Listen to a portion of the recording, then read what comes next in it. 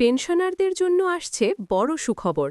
নবম pay scale বাস্তবায়নে নতুন অধ্যায় শুরু।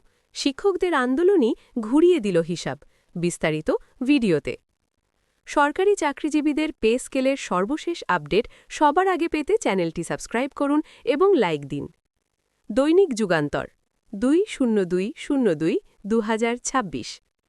দেশজুড়ে দীর্ঘদিন ধরে চলা অস্থিরতা, ক্লাসরুম থেকে রাজপথে ছড়িয়ে পড়া ক্ষোভ আর শিক্ষকদের টানা আন্দোলনের চাপে অবশেষে বড় সিদ্ধান্তের পথে হাঁটল সরকার। নবম পে স্কেল, যেটি এতদিন ছিল আশ্বাসের খাতায়, সেটিই এখন বাস্তবতার দ্বারপ্রান্তে। আজকের গুরুত্বপূর্ণ বৈঠকে অর্থ উপদেষ্টার কণ্ঠে স্পষ্ট ঘোষণা, নির্বাচনের আগেই নবম পে স্কেলের গেজেট প্রকাশ হতে যাচ্ছে। এই ঘোষণার মধ্য দিয়ে শুধু একটি বেতন কাঠামোই নয়, বরং হাজারো শিক্ষক, সরকারি কর্মচারী ও পেনশনারদের দীর্ঘ অপেক্ষার অবসান ঘটতে চলেছে বলেই মনে করছেন সংশ্লিষ্টরা। গত কয়েক মাস ধরে দেশের শিক্ষা প্রতিষ্ঠানগুলো ছিল অস্থির। ক্লাস বর্জন, মানববন্ধন, প্রেস ব্রিফিং, স্মারকলিপি সবকিছুই একটাই দাবিকে ঘিরে, ন্যায্য বেতন কাঠামো। শিক্ষকরা বলছিলেন, বর্তমান বাস্তবতায় পুরনো পে স্কেলে সংসার চালানো অসম্ভব। বাজার মূল্যের ঊর্ধ্বগতি, বাসা ভাড়া, চিকিৎসা ও শিক্ষা খরচ সব মিলিয়ে তারা এক প্রকার দেয়ালে পিঠ ঠেকে যাওয়ার অবস্থায় পৌঁছান।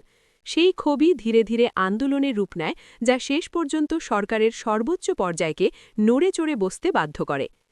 আজকের বৈঠকটি ছিল অত্যন্ত গুরুত্বপূর্ণ। অর্থ উপদেষ্টা সেখানে স্পষ্ট করে জানান, সরকার আর বিষয়টি ঝুলিয়ে রাখতে চায় না। নির্বাচনের আগে জনগণকে, বিশেষ করে শিক্ষক ও সরকারি কর্মচারীদের একটি ইতিবাচক বার্তা দিতেই দ্রুত গেজেট প্রকাশের সিদ্ধান্ত নেওয়া হয়েছে। তিনি বলেন, নবম পে স্কেল শুধু শিক্ষকদের নয়, পুরো সরকারি কাঠামোর জন্য একটি ভারসাম্যপূর্ণ ও সময় উপযোগী সংস্কার। এই বক্তব্যের মধ্য দিয়েই স্পষ্ট হয়ে যায়, সরকার রাজনৈতিক ঝুঁকি নিয়েও সিদ্ধান্ত কার্যকরের পথে এগোচ্ছে। নবম পে স্কেল কার্যকর হলে কী বদলাবে, এই প্রশ্ন এখন সবার। সংশ্লিষ্ট সূত্রগুলো বলছে, বেসিক বেতনে উল্লেখযোগ্য বৃদ্ধি আসছে, গ্রেড ভিত্তিক বৈষম্য কমানো হচ্ছে, দীর্ঘদিন ধরে বঞ্চিত থাকা শিক্ষক ও নিম্ন গ্রেডের কর্মচারীরা তুলনামূলক বেশি সুবিধা পাবেন। ইনক্রিমেন্ট কাঠামোতেও পরিবর্তন আসছে, যাতে চাকরির অভিজ্ঞতা ও সময়ের মূল্যায়ন বাস্তবসম্মত হয়। অর্থাৎ এটি শুধু একটি সংখ্যার পরিবর্তন নয়, বরং পুরো সিস্টেমকে নতুনভাবে সাজানোর উদ্যোগ। তবে সবচেয়ে বড় চমকটি অপেক্ষা করছে পেনশনারদের জন্য। আজকের বৈঠকে অর্থ উপদেষ্টা যে বড় সুখবরের ইঙ্গিত দিয়েছেন, তা নিয়ে ইতিমধ্যেই নানা আলোচনা শুরু হয়েছে। পেনশনভোগীরা দীর্ঘদিন ধরে বলে আসছিলেন, চাকরির শেষ প্রান্তে এসে তারা যেন ভুলে যাওয়া এক শ্রেণী। মূল্যস্ফীতির সঙ্গে পেনশনের কোনো সামঞ্জস্য নেই। এবার সেই জায়গাতেই পরিবর্তনের আভাস মিলেছে। সূত্র জানাচ্ছে, পেনশন পুনর্নির্ধারণ, ন্যূনতম পেনশন বৃদ্ধি এবং নিয়মিত সমন্বয়ের একটি কাঠামো নিয়ে কাজ চলছে।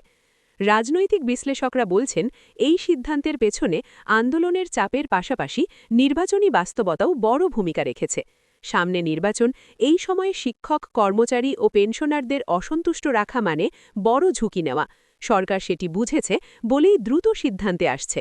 তবে একই সঙ্গে অর্থ উপদেষ্টা পরিষ্কার করে দিয়েছেন, এটি কোনো তাৎক্ষণিক রাজনৈতিক উপহার নয়, বরং দীর্ঘমেয়াদী আর্থিক পরিকল্পনার অংশ হিসাবেই নবম পে স্কেল বাস্তবায়ন করা হচ্ছে। শিক্ষক নেতারা আজকের ঘোষণাকে আন্দোলনের নৈতিক বিজয় হিসাবে দেখছেন।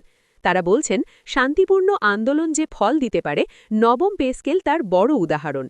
তবে তারা এটাও স্পষ্ট করেছেন, গেজেট প্রকাশ না হওয়া পর্যন্ত আন্দোলন পুরোপুরি প্রত্যাহার নয়, কারণ অতীতে বহুবার আশ্বাস এসেছে, বাস্তবায়ন হয়নি। তাই এবার তারা লিখিত গেজেট ও নির্দিষ্ট তারিখ দেখতে চান।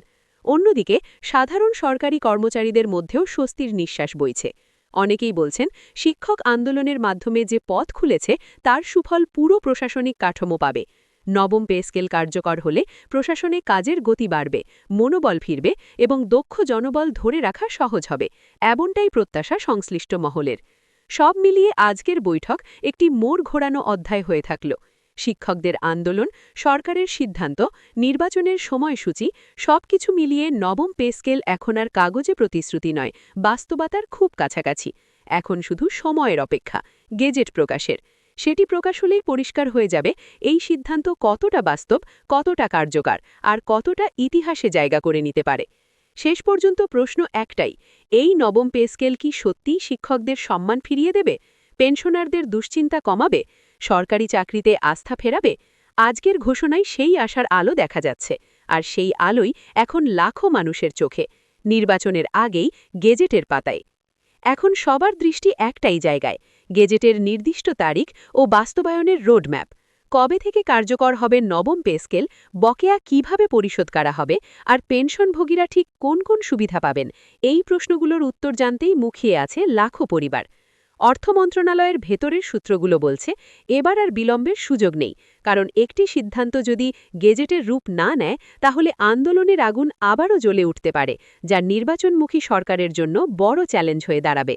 তাই বলা যায়, নবম পে স্কেল এখন শুধু একটি বেতন কাঠামো নয়, এটি সরকারের জন্য একটি আস্থা পরীক্ষাও।